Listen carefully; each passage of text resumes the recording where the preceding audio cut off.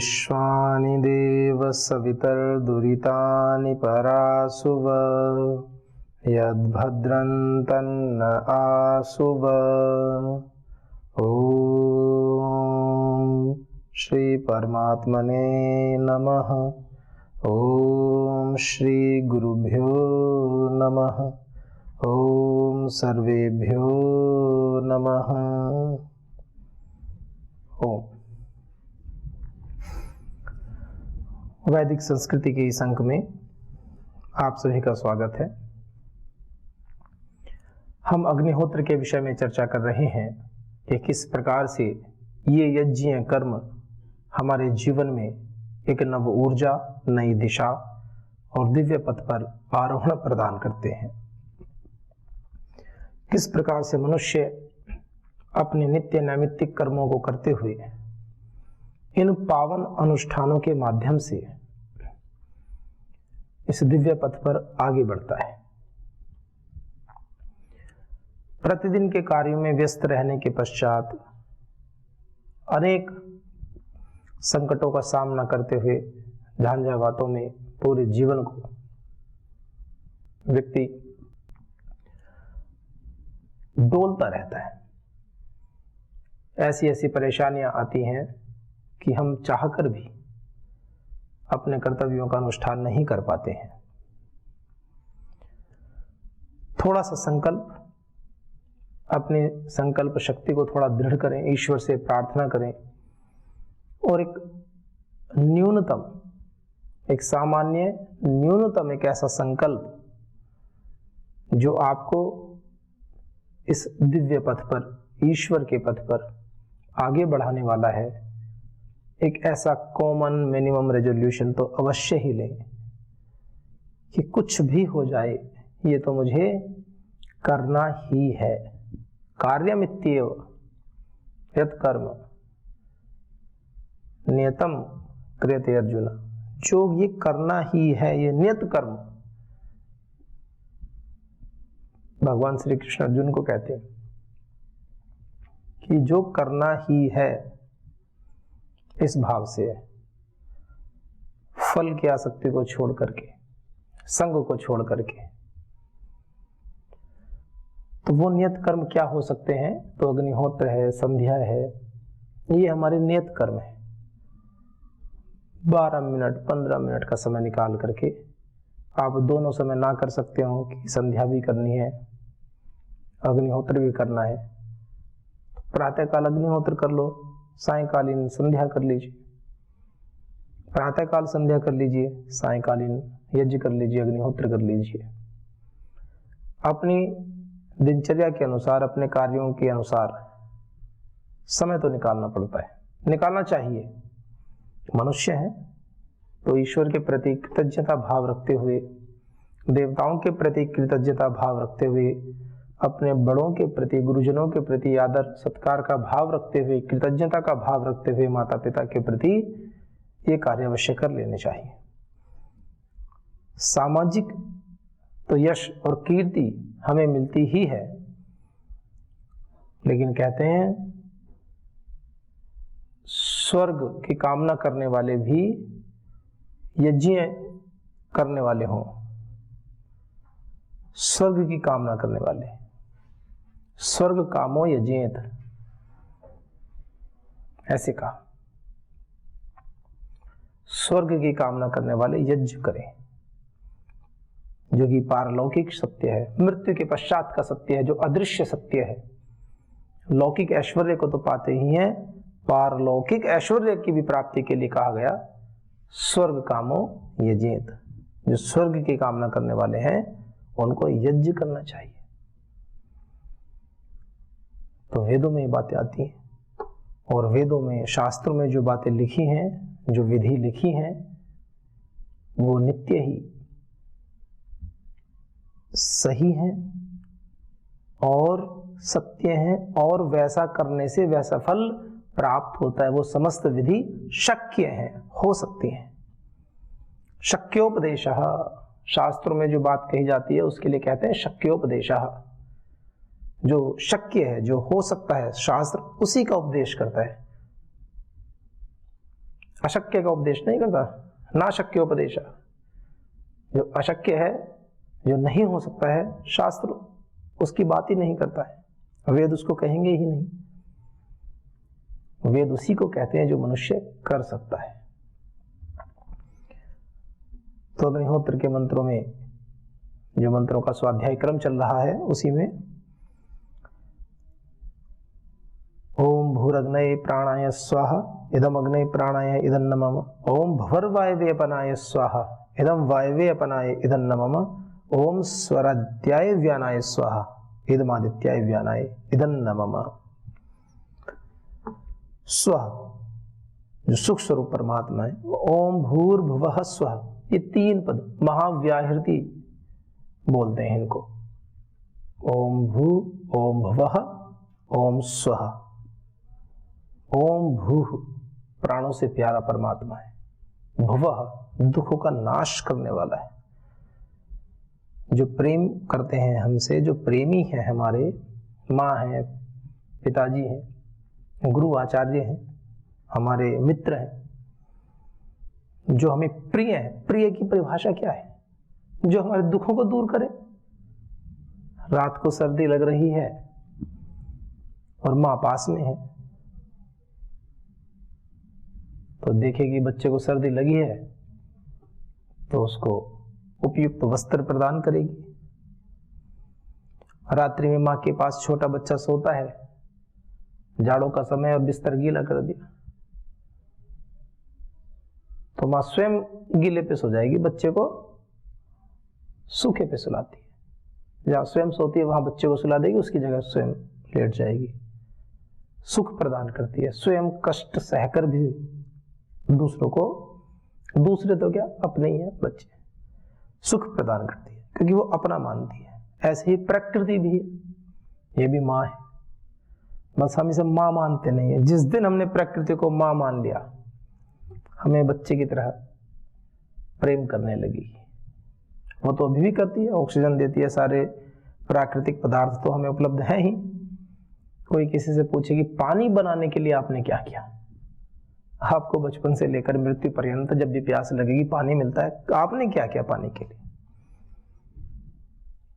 या जब से इस जीवन में आए हैं तब से आप श्वास लेते हैं, आपने क्या किया इस वातावरण को शुद्ध करने के लिए? वो ऑक्सीजन आपको मिलती रही, आपने क्या किया? एक व्यक्ति कहीं जाता है, किसी दुकान में काम करता है, कहीं फैक्ट्री में काम करता है, तो 30 दिन के बाद भी कहता है मालिक से पैसे, सैलरी चाहता है। और यदि वो काम नहीं करता तो मालिक भी कह देता है कि भाई पैसे देता हूं, काम करो। हम क्या दे रहे हैं? हम तो बस ले रहे हैं। कोई कर्मचारी, कर्मयोगी भाई ऐसे कहे कि बस मुझे तो हर महीने सैलरी देते रहो, मैं काम कुछ नहीं करूंगा आपके लिए, तो क्या ये संभव है? लोक में तो संभव भी नहीं है। ये सब बातें लोक में संभव ही नहीं है, हमारे चिंतन से परे हैं। और क्या प्रकृति ऐसा नहीं कर रही है? वो तो एक नहीं, असंख्य जीवों को ऐसे ही कर रही है कि कुछ मेरे लिए करो या ना करो, मैं तो सब कुछ देने को तैयार हूं। पानी को दूषित करो, मना नहीं करती है। वृक्ष काट लो तो भी ऑक्सीजन देती है। जब तक अंतिम श्वास, अंतिम जब तक सोर्स मौजूद है, उपलब्ध है, स्रोत उपलब्ध है, तब तक अपना सर्वस्व निछावर करती है। जब बचे ही ना तब कहां से दे बेचारी। लेकिन जितना भी है, जैसे गन्ना होता है ना, उसका जब रस निकालते हैं, उसको मशीन में डालते हैं, पहली बार दूसरी बार निचोड़ते रहते हैं, निचोड़ते रहते हैं, अपने अंतिम मिठास की बूंद तक वो मीठा ही रस देती है। ऐसी प्रकृति है। कितना भी आप दोहन करते रहो, वो अपने नियम से नहीं हटती है। हमारी स्थिति कैसी है? इसलिए वो मां है। तो कैसे कृतज्ञता ज्ञापित करें? अग्निहोत्र एक माध्यम है। वातावरण की शुद्धि होती है एक अलग विषय है, लेकिन अग्निहोत्र के माध्यम से जो साकल्य, जो हवि हम प्रदान करते हैं, वो भी सीधे देवताओं को जाती है। जो घृत, जो साकल्य, जो सामग्री हम यज्ञ की अग्नि में प्रदान करते हैं अग्निहोत्र करते हुए, तो आदित्य जो अग्नि की किरणें हैं वो सूर्य रश्मि के साथ में द्युलोक तक जाती है। ऐसा विधान है। जो साकल्य होते हैं, जिन भावों से हम प्रेषित करते हैं वो भाव जाते हैं। इसलिए कहते हैं ना, भाव पूर्वक श्रद्धा पूर्वक यज्ञ करें। श्रद्धा की बड़ी महिमा है। तो कहा, और जब जो हमसे प्रेम करते हैं वो हमारे दुखों का नाश करते हैं, और जब दुखों का नाश हो जाता है तो सुख तो मिलता ही है। ओम स्व, तो और कहा ही है, ओम स्वरादित्याय व्यानाय स्वाहा। जो सब जगत का संचालक है परमात्मा, सर्वव्यापक है व्यानाय। तो उसके लिए ये सब जो भी है, हम जो भी कमाते हैं, जो भी अर्जन करते हैं, समस्त परमात्मा के चरणों में समर्पित कर दें। फिर कहेंगे जी हमें तो 1 महीने में तो सैलरी मिली, वही हमने जाके परमात्मा के चरणों में समर्पित कर दी, हम कैसे खाएं? मतलब इस भाव से कमाओ, भगवान की पूजा ही हो जाए आपके कर्म। ऐसे श्रीमद् भगवद गीता में कहा ना, स्वे स्वे कर्मण्यभिरतः संसिद्धिम लभते नरः। ऐसे कहा, स्वे स्वे कर्मणि अभिरतः, अपने अपने कर्मों में लगा हुआ व्यक्ति संसिद्धिम, अच्छी प्रकार से सिद्धि को लभते, प्राप्त कर लेता है। अपने अपने कर्म में लगा हुआ, ऐसे कहा। तो हम बने वैसे, अपने अपने स्वकर्म निरतः सिद्धिम यथा विन्दति तच्छृणु। और अब अपने अपने कर्मों में लगा हुआ व्यक्ति सिद्धि को प्राप्त कैसे करता है, तो उसके विषय में भी बताते हैं। यतः प्रवृत्तिर्भूतानाम येन सर्वम इदम ततम, जिससे यतः प्रवृत्तिर्भूतानाम, समस्त जीवों की चेष्टाएं चल रही हैं, प्रवृत्तियां चल रही हैं, समस्त जगत गतिशील है। येन सर्वम इदम ततम, और समस्त इदम सर्वम, समस्त जगत को जिसने विस्तार को धारण किया हुआ, समस्त जगत का विस्तार जिससे है, जो समस्त जगत में व्याप्त है, समस्त जीव जिसकी महिमा से चेष्टा करते हैं, उस परमात्मा के लिए क्या कह रहे हैं, कैसे हमें कर्म करने चाहिए? स्वकर्मणा तमभ्यर्च्य सिद्धिम विन्दति मानव। स्वकर्मणा, अपने कर्म के द्वारा, तम, उसको, उस परमपिता परमेश्वर को अभ्यर्च्य, पूजा करके, अपने कर्मों से पूजा करके उसकी, तो कहा सिद्धिम विन्दति मानव, वो मनुष्य निश्चित लक्ष्य को पा लेता है। 2 बातें इसमें विशेष आ गई। एक तो हमें अपने अपने कर्मों को करना चाहिए, जो हमें कर्म नियत हो गए हैं, जो हमारे कर्तव्य कर्म है वो करने चाहिए। छात्र है, पढ़ना चाहिए, मन लगा करके पढ़े 100%। खेलने के समय खेलें, सर्वांगीण विकास आवश्यक है, लेकिन जितना उपयुक्त है। ऐसा नहीं कि 1 घंटा पढ़कर 8 घंटा खेलना, ऐसा नहीं। पढ़ाई करें, 1-2 घंटा खेल में लगा लें, 1 घंटा प्राणायाम आदि कर लें, प्रातःकाल थोड़ा व्यायाम कर लें, शाम को थोड़ा खेल लें। जीवन चक्र को आगे बढ़ाने के लिए आवश्यक है। लेकिन विद्या काल में, विद्यार्थी काल में यदि पढ़ाई नहीं करेंगे तो आप अपने कर्तव्य कर्मों का पालन नहीं कर रहे। स्वे स्वे कर्मण्यभिरतः संसिद्धिम लभते नरः, जो बात कही गई, अपने अपने कर्म में लगा हुआ व्यक्ति ही सिद्धि को पाता है। और अगली बात कही, अपने कर्म में भी किस भाव से लगे। एक तो होता है कर्म तो कर रहे हैं, अपना पर परेशान होकर कर रहे हैं, अरे कहाँ फंस गए, कहाँ अष्टदय याद कर रहे हैं, बड़ी कठिन है, दर्शन पढ़ रहे हैं, बड़े कठिन है, श्लोक याद करने पड़ते हैं, परेशान हो रहे हैं। तो क्या कहा, स्वकर्मणा तमभ्यर्च्य, अपने कर्म भी ऐसे करो कि भगवान की पूजा बन जाए। अपने कर्मों से ही भगवान की पूजा करो।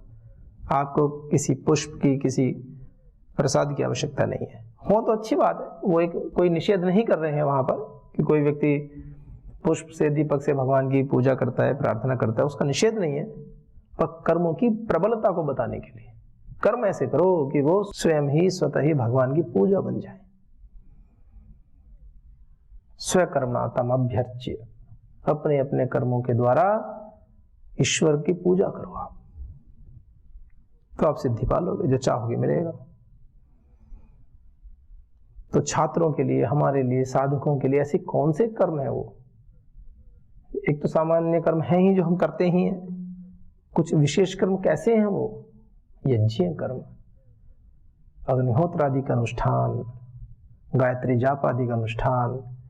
विद्यार्थी हैं तो उसमें विद्या में अधिक से अधिक मन लगाएं, गुरुजनों की 100% आज्ञा का पालन करें, गुरु आज्ञा में जिए, अपने लिए निर्धारित समस्त कर्तव्य कर्मों का 100% प्रामाणिकता के साथ ज्ञान पूर्वक, निर्देश पूर्वक, आज्ञा पूर्वक पालन करें।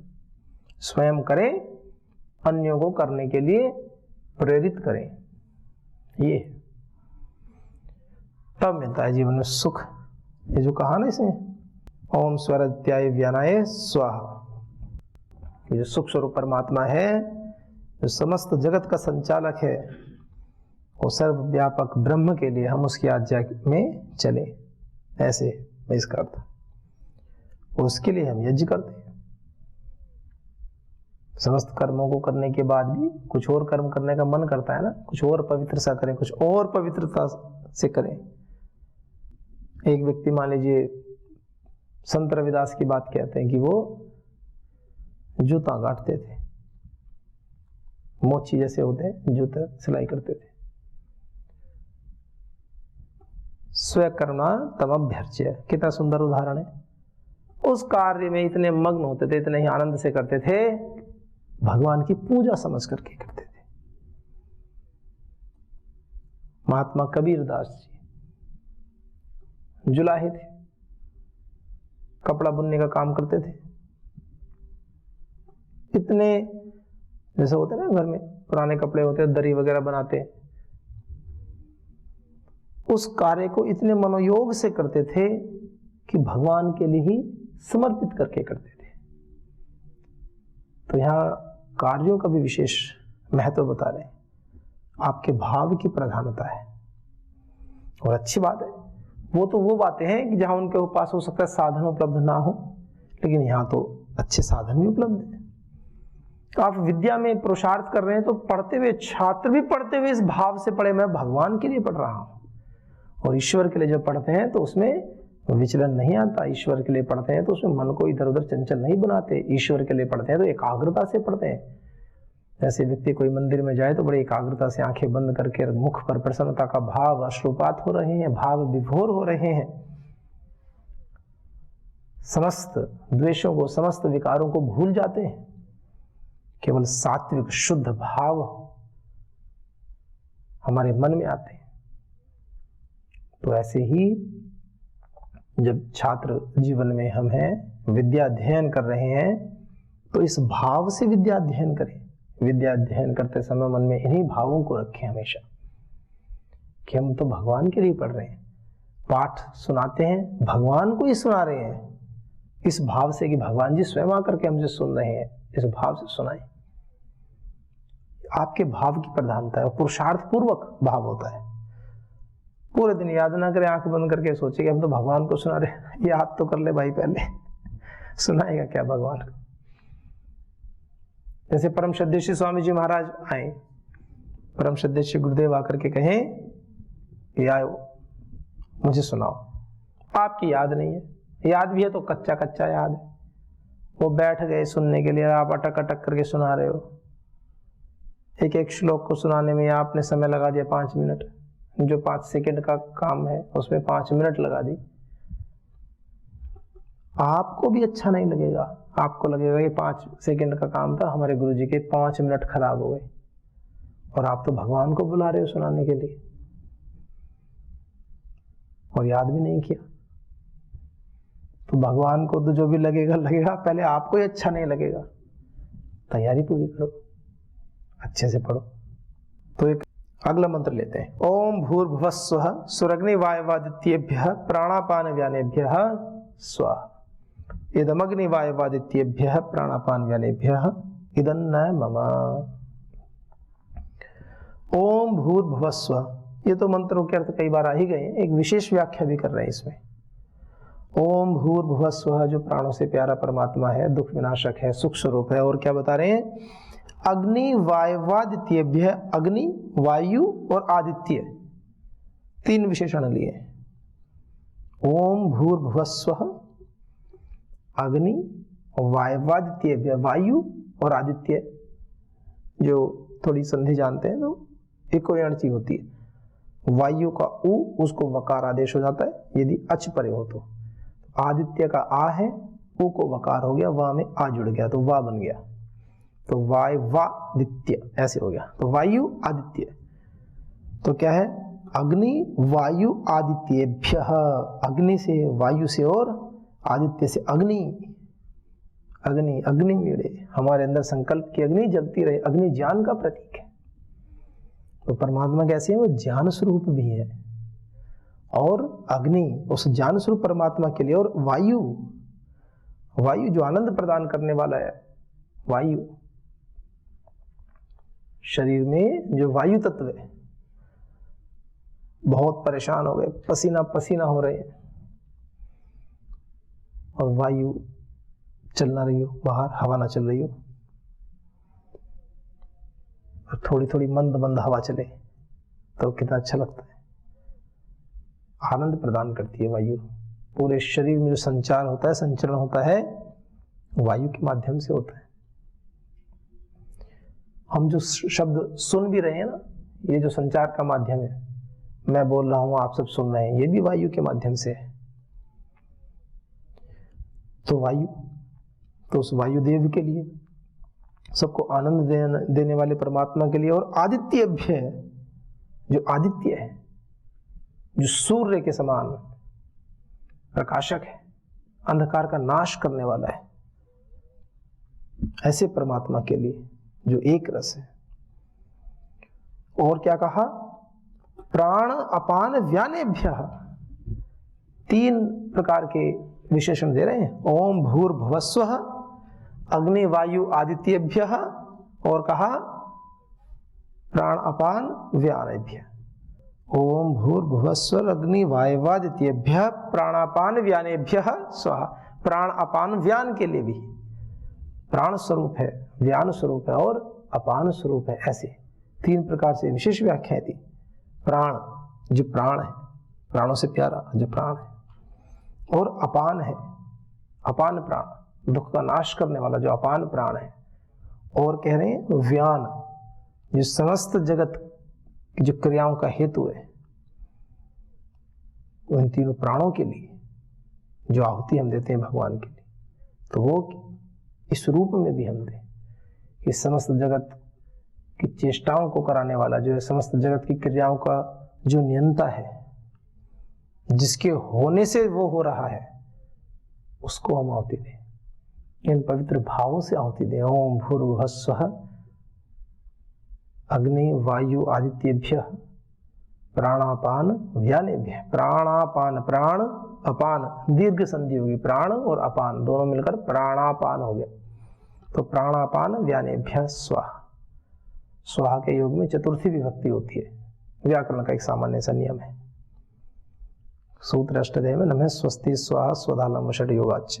स्वाहा के योग में, वषट के योग में, जैसे कहते हैं ना ओम श्री गुरुभ्यो नमः, तो गुरुभ्यो ये भी चतुर्थी विभक्ति है। तो ऐसे परमात्मने नमः, परमात्मने, परमात्मन प्रातिपदिक है, तो परमात्मने चतुर्थी विभक्ति का रूप है एक वचन का। तो ऐसे, तो इसी में भी यही कहा, बहुवचन का रूप लिया। स्वर अग्नि वायवादित्येभ्यः प्राणापान व्यानेभ्यः स्वाहा, कि परमात्मा जो प्राण स्वरूप है, जो दुख विनाशक है, दुख विनाशक यानी अपान, अपान प्राण को दुख का नाश करने वाला बताया। अपान प्राण कहते ना, किसी का अपान प्राण बिगड़ जाए। अपान जो हमारे नाभि के नीचे का प्रदेश है, इसमें जो वायु सर्कुलेट करती है, अपान प्राण होता है। और अपान प्राण यदि किसी का बिगड़ जाए, नाभि से नीचे का, जनन इंद्रियों से और नाभि के मध्य में जो स्थान होता है, अपान प्राण इसको करता है। भोजन पचाना है, पेट के अंदर का कार्यक्रम है, जो भी मल आदि का विसर्जन करना है, अपान प्राण कार्य करता है। और ये बिगड़ जाए तो मामला गड़बड़, व्यक्ति परेशान होता है। बीमारी तो परेशान करती करते हैं, आदमी स्वस्थ और पेट साफ ना हो तो सारा स्वास्थ्य एक तरफ रखा जाता है। पेट को तो कहते हैं ना अनेक बीमारियों की जड़ है। कब जड़ है? जब अपान प्राण बिगड़ जाए तो जड़ ही है, और क्या। तो इसलिए अपान प्राण सुख प्रदान करने वाला होता है। ये बिगड़ जाए तो बिगाड़ दे, तो फिर बिगाड़ दे, फिर कहां से सुख प्रदान करेगा। तो इसलिए अपान प्राण, प्राण अपान और व्यान जो सुख स्वरूप है, जो व्याप्त है, ईश्वर की तरह जो व्याप्त है। तो ऐसे बड़ी सुंदर व्याख्या इसमें की है। तो ये हम जो भी सामग्री दे रहे हैं, आहुति दे रहे हैं, वो सब इस अग्नि स्वरूप, ज्ञान स्वरूप, सबको आनंद देने वाले इस प्रकाश स्वरूप परमेश्वर के लिए दे रहे हैं। इस प्राणों से प्यारे, समस्त दुखों को हरने वाले, सब जगत के आधार जगदीश्वर की आज्ञा पालन के लिए है, परोपकार के लिए है। और इसमें मेरा इदन न मम, और ये सब मेरे लिए नहीं है, मेरा कुछ भी नहीं है। हे भगवान, तेरा तुझको अर्पण, इस भाव से हम करें। तो इतने पवित्र भावों के साथ हम यज्ञ कर्म करें, अपने कर्तव्य कर्मों को करें, नित्य प्रति आनंद में रहें। तो आइए, ओम आपो ज्योति रसोमृतम, कितना सुंदर मंत्र है। तैत्तरीयोपनिषद में ये है, इसी की विशेष आहुतियां, यजुर्वेद के मंत्रों, याम मेधाम देवगणा। अच्छे अच्छे मंत्रों की व्याख्या अगले अंक में लेंगे। ओम शांति शांति शांति। ओम श्री परमात्मने नमः। ओम श्री गुरुभ्यो नमः। ओम सर्वेभ्यो नमः।